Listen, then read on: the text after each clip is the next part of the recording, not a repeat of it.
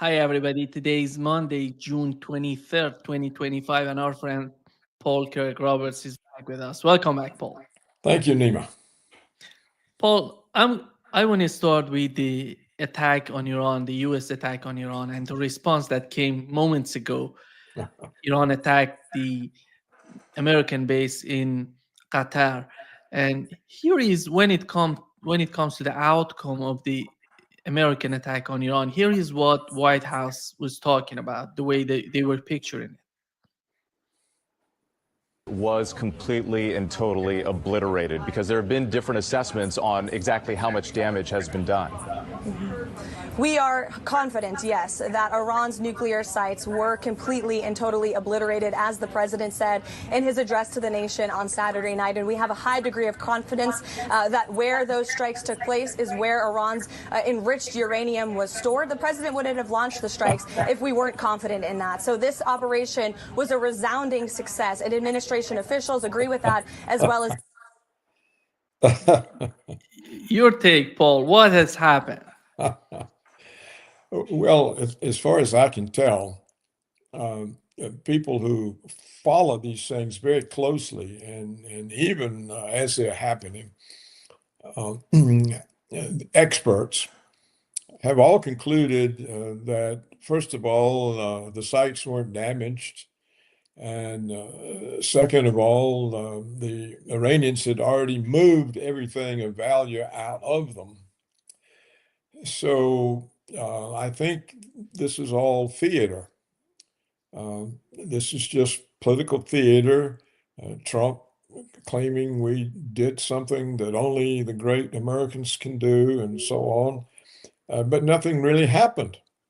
I can't find, independently of the White House allegations, any evidence that the three underground sites were damaged, and any evidence that there was anything in them.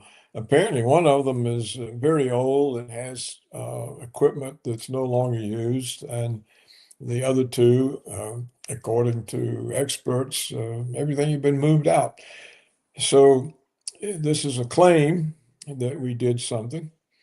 And I've even seen experts who say that it was a staged attack arranged between the White House and Iran. And that the White House told them, we want to make a demonstration. It's all we're going to do. Be sure you have all your people gone. And and the Iranians said, well, if you're just doing that, we won't bother to shoot your planes down. So who knows, Nima? You can't know. I mean, even if you're there, you don't necessarily know, because propaganda becomes the overriding issue, and everyone wants to use whatever happens for their propaganda, their take on the situation. So I'm fairly confident nothing of any value was destroyed in the American attack. And I doubt the Iranians destroyed anything of value in their attack on Qatar. So far, nothing. Is that right?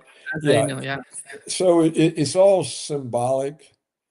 It's silly, really. It's like little children. And in this way, they can pretend there's no war. Paul, when it comes to the Iranian nuclear program, it seems that the Trump administration doesn't want, somehow before attacking, or let's put it this way, before attacking Iran, they were somehow cornering themselves with this rhetoric that Iran has no enrichment for Iranian program. And it doesn't seem that changed since the attack has happened. Here is what JD Vance said about how do they see the Iranian nuclear program. Thing is, Kristen, I certainly empathize with Americans who are exhausted after 25 years of foreign entanglements in the Middle East. I understand the concern, but the difference is that back then we had dumb presidents, and now we have a president who actually knows how to accomplish America's national security objectives. So this is not going to be some long, drawn-out thing. We've got in. We've done the job of setting their nuclear program back. We're going to now work to permanently dismantle that nuclear program over the coming years, and that is what the president has set out to do. Simple. How are they going to dismantle the Iranian nuclear program? It's a knowledge. It's not something to be destroyed. And how can they really talk honestly about what's going on in Iran with the American people? Because making new rhetorics, it's making new risks of a new confrontation. Yeah, it's just another narrative they're making. They obviously, the only way you could stop the program is kill everybody in Iran who knows how to do it. So it's true, the Israelis have managed to kill some of the top Iranian nuclear scientists. The Israelis do try to take out human resources, and they do. They're very successful. But other than that, you can't stop it. And moreover, it seems that the North Koreans are perfectly willing to help the Iranians, and I've even read that the Russians are willing to work with the Iranians on peaceful uses of atomic energy. So it can't be done. It's just all some kind of talk. And so why is this talk so important? I mean, why do they have to create this narrative of a great American strike that's destroyed the Iranian nuclear facilities? I don't really know the reason. I guess it makes Trump look successful and forceful and decisive, and or maybe it's just to appease the Israel lobby. Or maybe it's Trump trying to say, look, I've done all of this for you. That's enough. I'm not doing anything else. I just don't know. I don't know what the point of all of these fake claims is. I mean, why, if you really didn't have any effect, why do you want to pretend that you did? I don't understand it. I really don't know what's going on, Nima, except that we're being put in another false narrative. And I think when lies rule, you're at risk of the authorities doing things that you think are legitimate but aren't. Paul, but the war between Iran and Israel is getting more serious as time goes by because they're hitting each other so hard.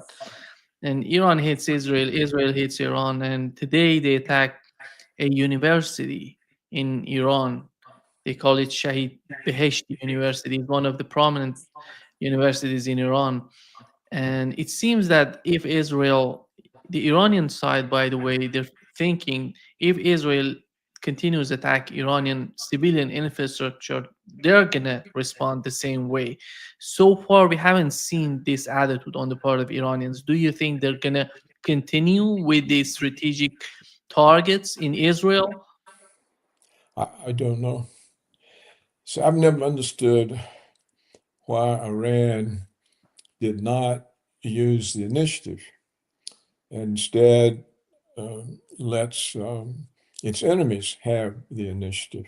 And I don't understand why Iran doesn't have any air defense systems. We were told some months ago when the first of the recent Israeli attacks on Iran took place that the Israeli airplanes had to launch from outside Iranian airspace, that they couldn't enter Iranian airspace because of the Russian Iranian air defense systems, the S-400.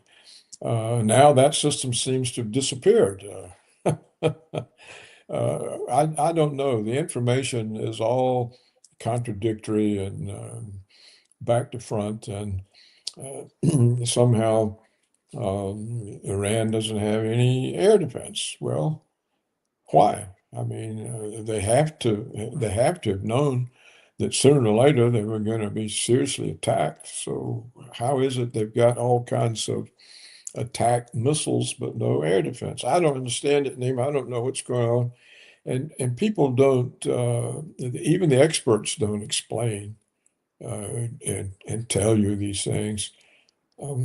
It seems to me that there's a charade going on, and there's war everywhere, and no one will acknowledge they're at war.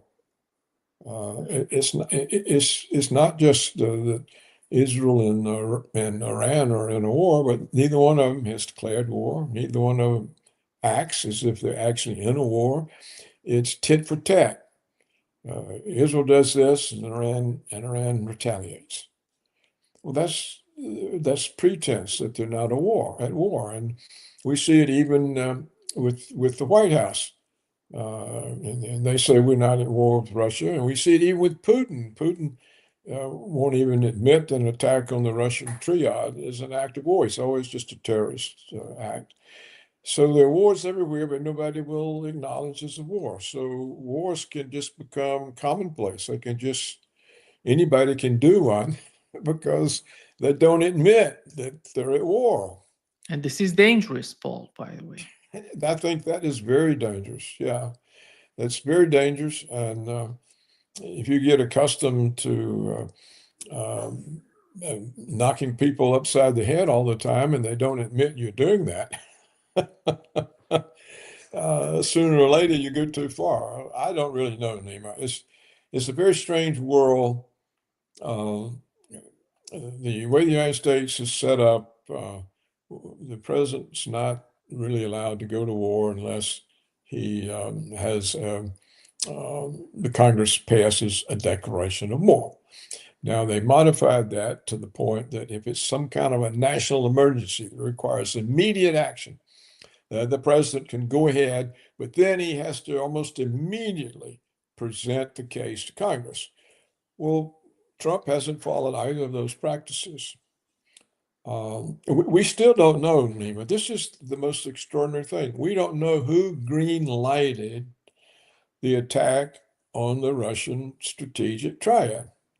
We don't know who did that, who green-lighted it. The President Trump says he doesn't know anything about it. He wasn't informed. Well, under the Russian war doctrine, as we've said many times, that requires a strategic response. And now Putin sidestepped it by not acknowledging it was an act of war. But whoever green-lighted it had no way of knowing he was going to do that. So none of this makes any sense, particularly when there's a presence of nuclear weapons. So I'm at a loss. I think it's all reckless and irresponsible. And what is the point of it? What is the point of it? What we seem to want Iran to do is to accept some form of Israeli hegemony and to get out of the way of the Zionist aspiration of a greater Israel. With us pushing greater Israel, as we have done since the George W. Bush administration. You remember now, 7 countries in 5 years. Well, we've destroyed 5 of them. Now we're working on the 6th, which is Iran. So what do we get out of it? Huge sums of money thrown away, trillions and trillions of dollars. And we've got American veterans sleeping on the streets. They've got nowhere to live. They've got no medical care. And these are the people we use to destroy Iraq, Syria, Somalia, Lebanon. It's an amazing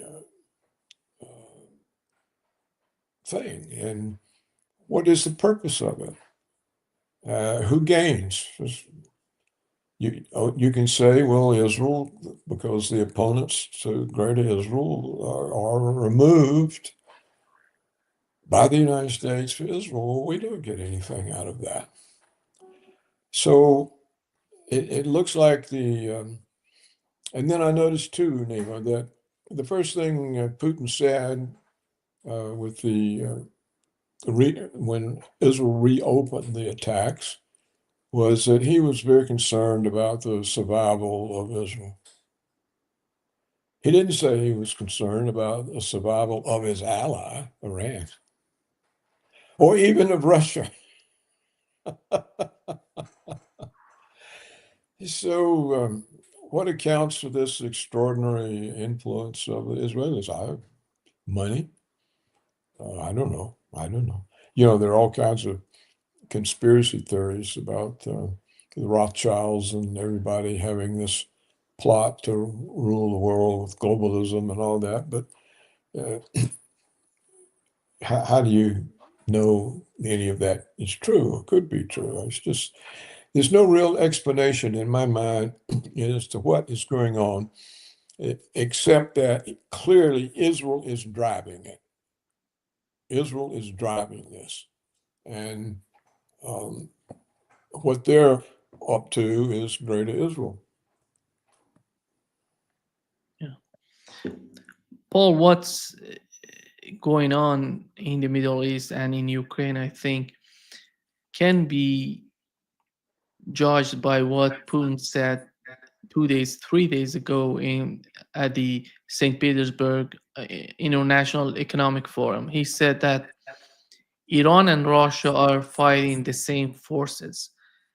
And it seems that somehow these attacks, whatever you mentioned, that it's a total mess when you look at what's going on, and nobody knows what's really going on, what's behind the scene.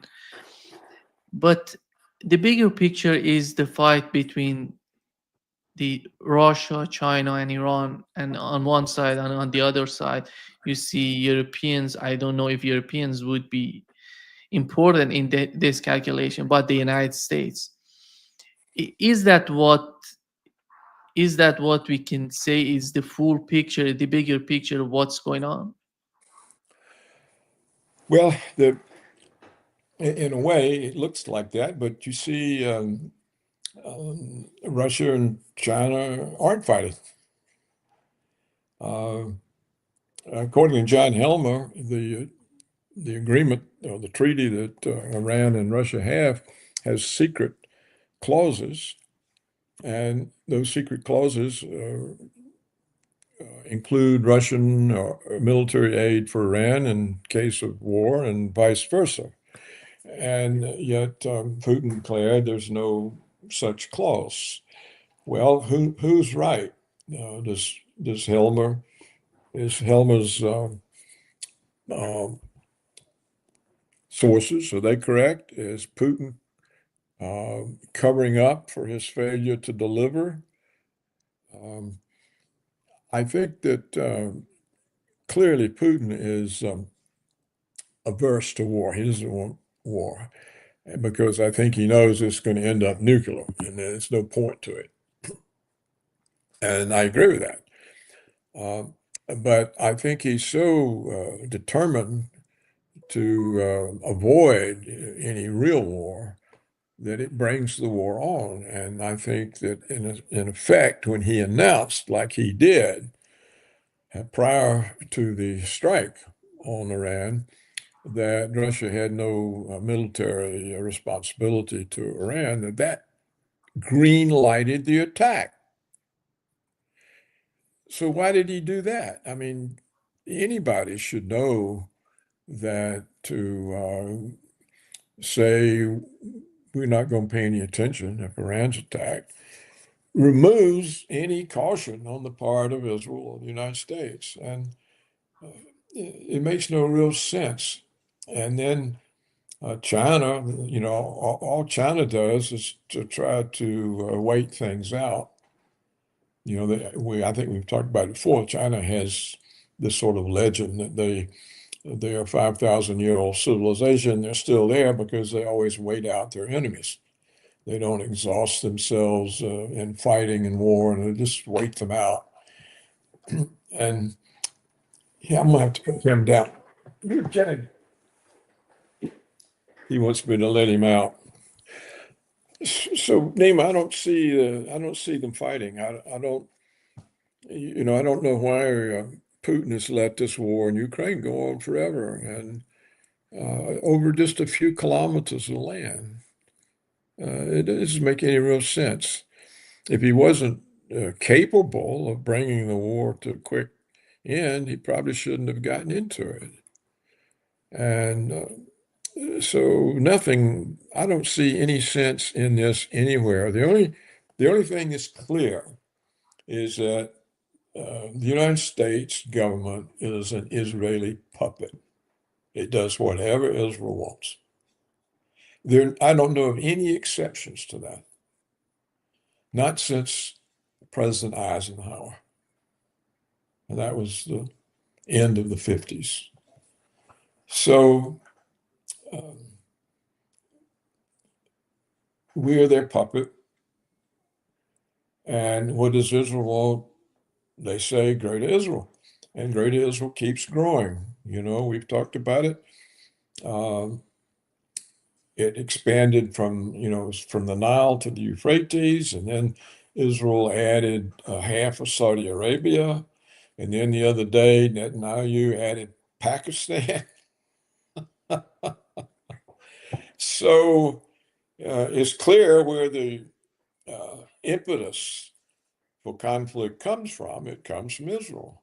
And it's clear that the only way tiny little Israel can do this is through the United States. And that's what the so-called wars on terror. There was no terror. What was the terror? They claimed, 9/11. Well, everyone now that pays any attention knows that was an inside job they did so they could launch their wars. And even if you believe it was done by Osama bin Laden, there's no other terrorist act. You would think if they had that kind of a big success, they would go on to bigger successes, but nothing else happened. And the FBI had to orchestrate fake terrorist attacks in order to keep the fear alive in the population.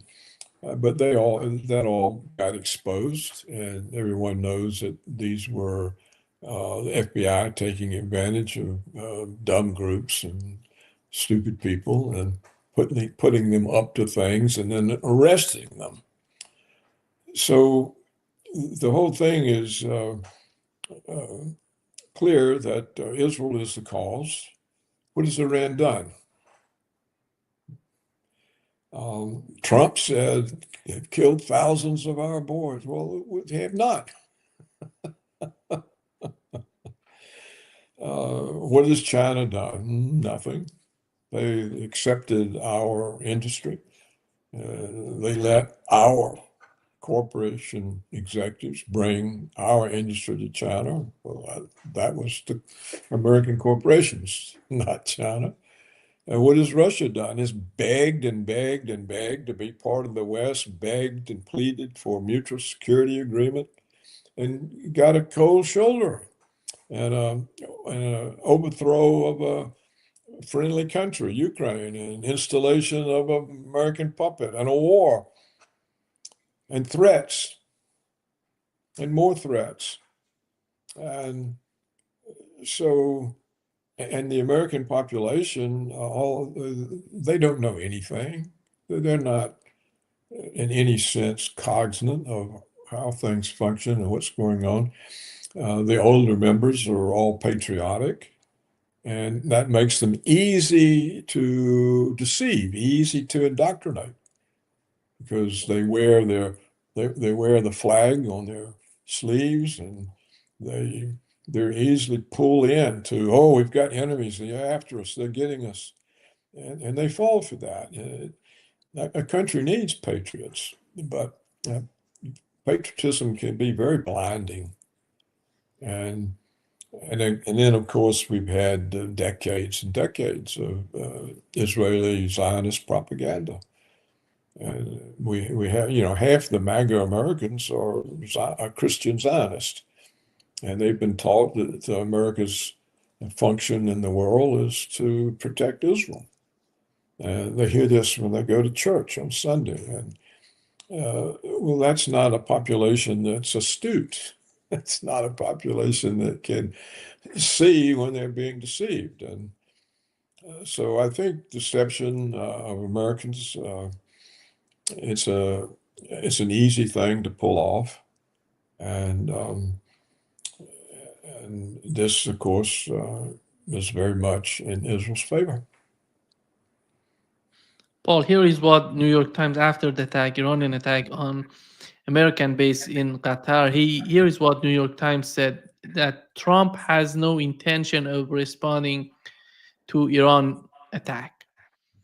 And it seems that Lebanon, Saudi Arabia, Egypt, Turkey, UAE, and Kuwait all condemned the unprovoked Iranian attack on US base in Qatar.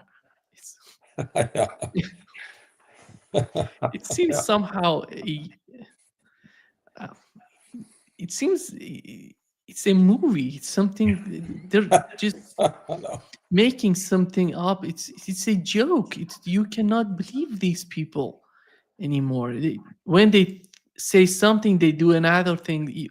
How can you believe that? How can you analyze what they're thinking of, what they're talking about? Yeah, you can't. You cannot. It's very interesting how quickly we had all those countries organized to speak out, not against us, but against Iran. And they were Muslim countries, not necessarily Arab. The Egyptians aren't Arabs. And of course, the Iranians aren't Arabs. But yes, so we get, I think we had evacuated that base. I think I read yesterday we were evacuating it. So it's almost like it's part of a show that they made a deal. The Americans said, we'll strike you, but it won't do any damage. And then you can strike us, but it won't do any damage. And then we turn the propaganda against Iran. And we get the Muslim world criticizing Iran and not Israel and not us. So Iran is losing that game. They're losing the propaganda game, and lost it a long time ago with the American public. They lost it when they had their revolution and threw out our puppet, the Shah of Iran. And when they seized our embassy and held the embassy people hostage, this destroyed any relationship with the United States and Iran. And it goes back to the 1970s, to the Carter presidency. So that's how long Iran has been demonized. And even before, the Prime Minister of Iran, Mossadegh, was overthrown by CIA. Yeah. Yeah, that's right, by Alan Dulles, I think it was, the CIA, that's right. And also the State Department. His brother, John Foster Dulles, they were the brothers. One ran the State Department, one ran the CIA. Well, that's total power. And the Iranians finally got a Democratic elected president, a moderate type guy, and then we paid the Iranians to overthrow him.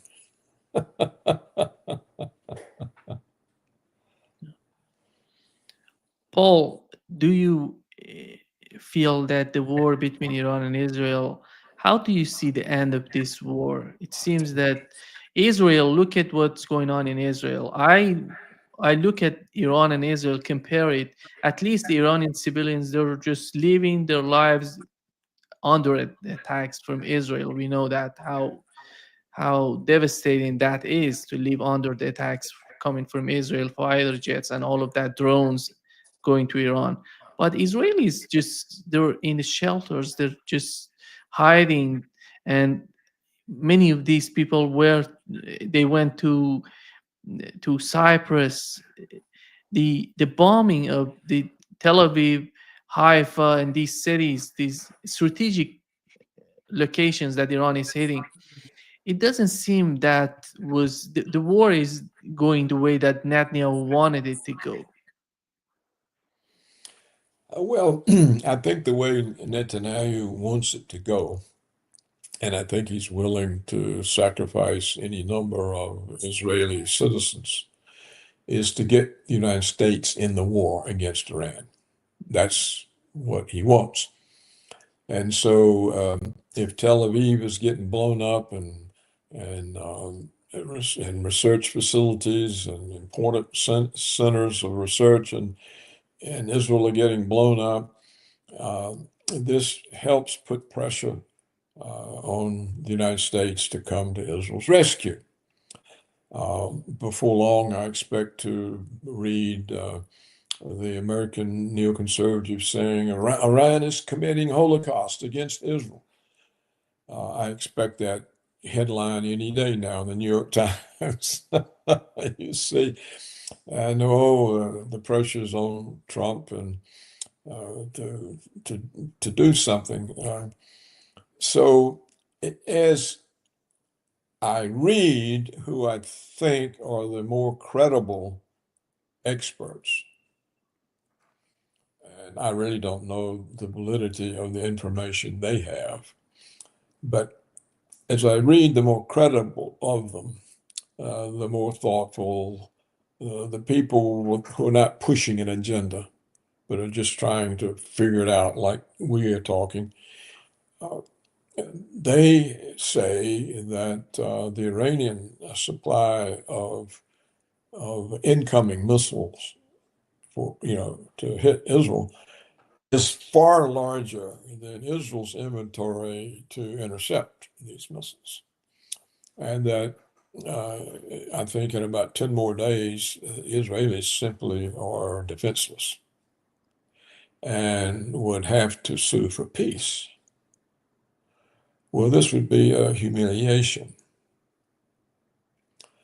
So I can see that Trump and the Congress here in the United States and the media simply would not allow that to happen to Israel. So my own view is that we'll be in the war within 10 days, 2 weeks at the most, if these calculations of the missile strength of the two sides are correct. I can understand that it takes 4 or 5 air defense missiles to try to intercept one incoming. So if Iran is simply taking hits and apparently doesn't have an air defense, it's not using missiles to shoot down things. Well, Israel is using up. So then what happens? It's a sitting duck. And I also understand from these experts that pay close attention, or say they do, that what Iran has been firing into Israel are the old missiles and drones. So they're using much less effective attack methods than they have in reserve to exhaust Israeli air defenses. So Israel is using missiles against drones and old-fashioned missiles, and Iran has huge numbers of modern hypersonic things that aren't easily intercepted at all, if they can be, and for which Israel will have no ammunition left to use. So if that scenario that independent experts without an axe to grind have presented, then I would say the United States is going to be in the war in 10 days, 2 weeks, because otherwise Israel's going to get blown to pieces. If that information that I just recounted to you is incorrect, then I don't know what the effect will be. I don't know what's going to happen. But one thing I think, Nima, is clear is that you don't discourage a country from developing nuclear weapons by attacking them. The attacks is what encourage, because the nuclear weapons is what blocks the attacks. I read yesterday where very Russian experts made that point, that this is not a good way to deter Iran from having nuclear weapons. It's a way to encourage them to hurry up and develop them. And I think that's exactly the case. And so this policy of Netanyahu's is kind of insane. And if you look at him sometime, he looks like he's gone insane. If you look at him sometimes, and if you look at the way he encourages Trump on by saying how great Trump is and how great that Israel has America for a friend, and he lays it on so thick, it doesn't look real. So Here is what we're being manipulated. The American population is being manipulated, but I think it's coming back to hurt Trump, because it looks to me like MAGA America is splitting in two. You got part of them that wanted peace, no wars, and they're saying, oh, you betrayed us.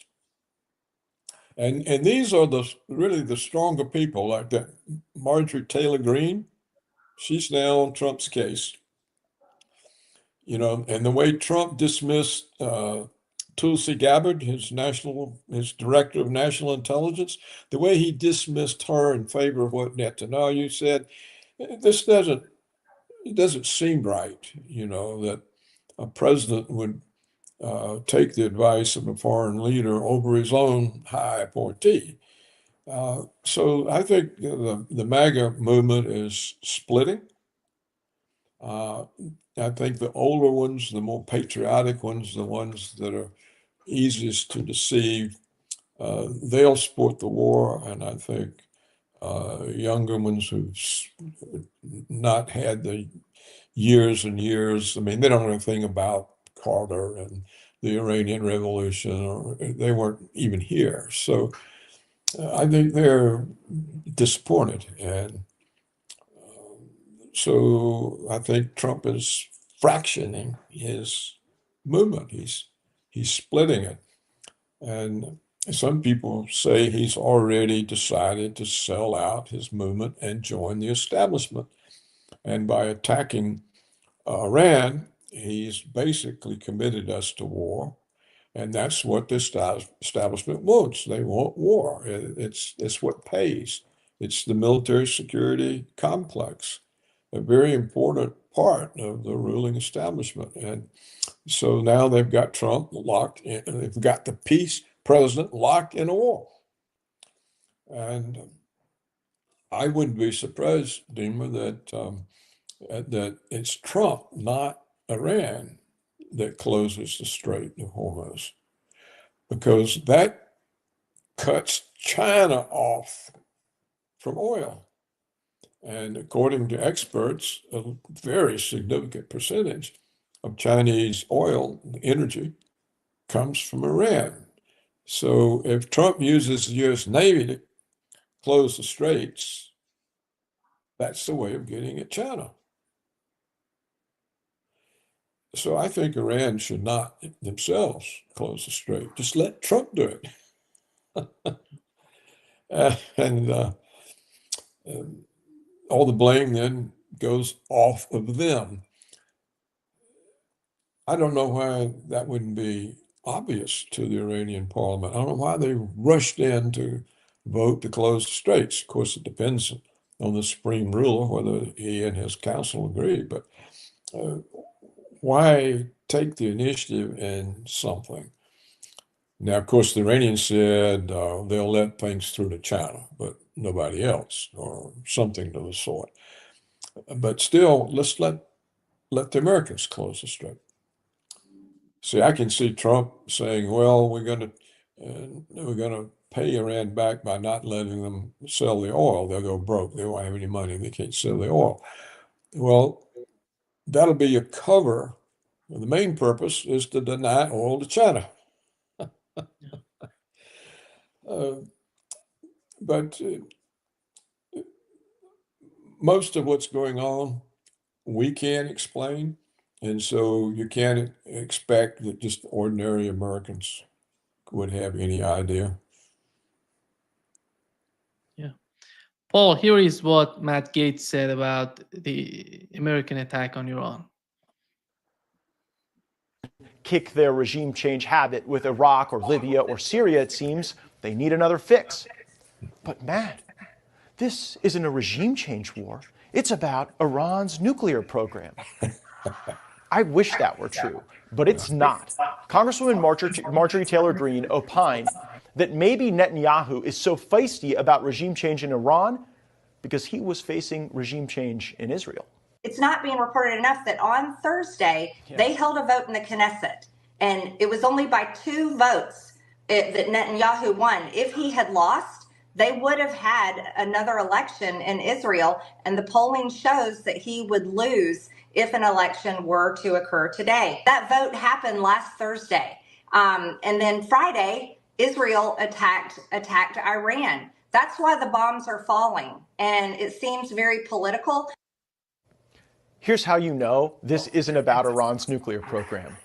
We aren't taking these steps to force denuclearization where the threat is higher and the leaders are even crazier. Take North Korea. North Korea's nuclear program is a far greater threat to the United States than Iran's. It is not even close. I know, I've had the briefings. I was on the House Armed Services Committee for 8 years. Iran has neither the bomb, the delivery system, nor the re-entry vehicle that you would need for any intercontinental ballistic missile to launch and re-enter orbit. North Korea has all 3. North Korea could launch a nuclear weapon at mainland United States today. And we've probably got the ability to knock it out of the sky, but Iran can't even get their bird in the air. Iran's death to America chant isn't really my bag, obviously, but Kim in the Hermit Kingdom points to U.S. cities like Los Angeles and San Diego and Seattle on maps, and he openly discusses wiping off major U.S. population centers from existence. Of course, we aren't looking to drop 100 bunker busters in the mountains of North Korea. President Trump took other brilliant diplomatic steps to constrain North Korea's hostilities. And the same could be done with Iran. But Matt, Iran has kicked out IAEA inspectors. There could be portions of their nuclear program that are secret. A nuclear secret in the Middle East. How about it? If the world is interested in a secret nuclear program in the Middle East, there is a country that won't allow any international inspectors. Israel. Israel has a nuclear weapon. Did you know that? I do. They allow no inspections. They are fully secretive and clandestine about it, and the Americans are fully aware. You know what? I don't even blame Israel for this. If they want to develop a nuclear weapon, if they had the blessing to do so secretly, I'm not in judgment of that. But to drag the world into a regime change war over secret nuclear weapons, when you have secret nuclear weapons, is a bit hypocritical. President Trump is the kind of guy who never gives up on a deal. Throughout his life, he's probably made deals and made lots of money on them. Yeah. You get the message that it's somehow so much truth in what he's talking about. And Paul, these people are, we know Matt Gaetz. I can totally understand why he couldn't make it to be part of the Trump administration, because of these sort of ideas, opinion that he has. And he can freely talk about it right now, because if he was part of the Trump administration as Tulsi Gabbard is just totally neutralized. And she was in the Situation Room when Donald Trump has decided when they were attacking Iran. Your take on what's going on within the MAGA? Within the what? MAGA, Make America Great Again. Yeah. Movement. Well, first, first, let me say you can see why they wanted Matt Gaetz out of Congress, and I think he was tricked They into. deceived him. Yeah.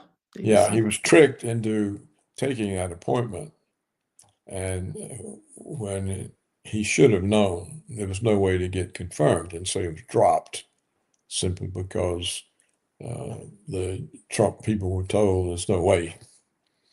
But they didn't tell Trump that until Gaetz had resigned. So that was used to get him out of the way. He was very effective.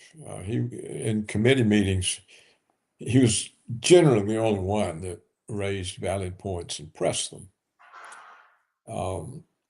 So if you look at strong people like Marjorie Greene and Matt Gaetz, they've seen through Trump.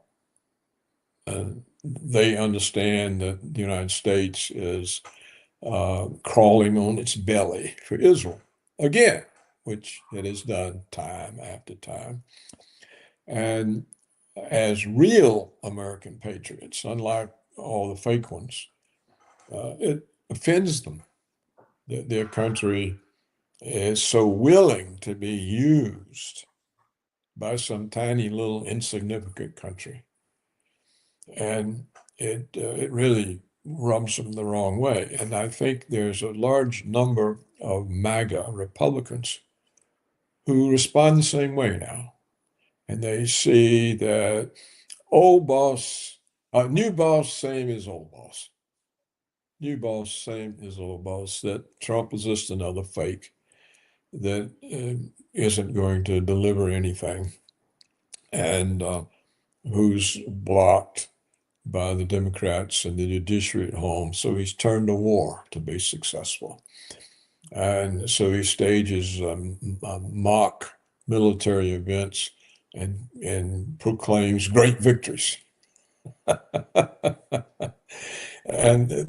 But all of this foolishness leads to real war. Now, what might save the world from real war is Iran just refuses to fight it. You got to think about why Iran never used its strategic advantage earlier. They could have wiped Israel out. They could have wiped out all our bases, sunk all our carriers. They did nothing. They sat there and they let their own leadership be decapitated. And look at all of the top military commanders, Revolutionary Guard commanders, scientists who have been targeted in their homes and killed. Missiles coming in the window and so forth. And they've done nothing. And you can see, well, why? Because they know if they deliver a real defeat to the United States, they risk being nuked. And this is the dilemma for the Iranian resistance. If they resist too successfully, it's going to embarrass not just Israel, but the United States. The United States will be humiliated if the carriers start sinking. and the Americans are going to say, oh, we can't stand for, we can't permit this, and poof, nukes. So I think that's the real constraint on Iran. And I think there's a real possibility that they won't fight to the extent of winning. They may be hoping now that they'll get Israel in a box if Israel runs out of missiles and Iran doesn't, and that they can somehow get enough opinion in the world or with Russia or China or somebody to insist on peaceful resolution I would imagine that's the real hope that the Iranian leadership has, that they are careful not to humiliate the United States and Israel, but produce a situation that's difficult to proceed without Israel's defeat or without the United States using nuclear weapons. In that case, they have a lot of pressure against the U.S. and Israel for continuing the conflict, and may have the hopes for some kind of negotiated settlement. I think they know that Russia and China would prefer a negotiated settlement and might eventually use some of their own weight to force the issue in that way. You know, at any time that the Russians and the Chinese said that their nuclear umbrella includes Iran, that is a great constraint on anyone using nuclear weapons. Now, I think Putin and the Chinese would be very careful about that, because they don't want the Iranians to have such a big victory that the United States is humiliated. So this is a dicey situation, but that's how I see it most likely to go at this time. And that's what the Iranians are doing, and it's why they sat on their butts and gave up the strategic initiative, suffered the damage, which they didn't need to suffer if they had acted, because they knew the whole time, if we really defeat these people, they're going to get us nukes, and we can't do anything about that. So that's my take on where it's going.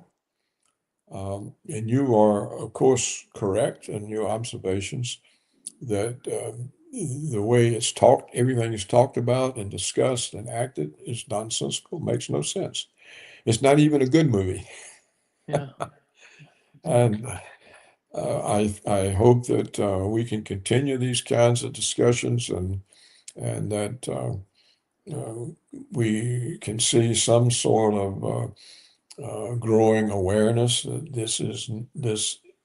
this theater that's playing is full of disastrous potential consequences.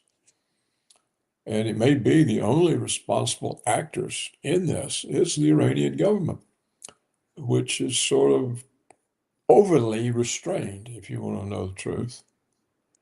They're sort of overly restrained, and I think are hoping that Israel will get into difficulty, and that instead of the Americans jumping in and joining the war, that they can somehow bring a negotiated settlement.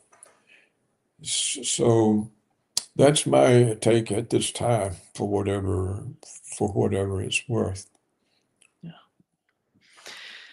Thank you so much, Paul, for being with us today. Great pleasure as always. Well, Nima, I thank you for the opportunity, and I look forward to our discussions. Yeah. See you next week, Paul. All Bye-bye. right. Goodbye. Goodbye.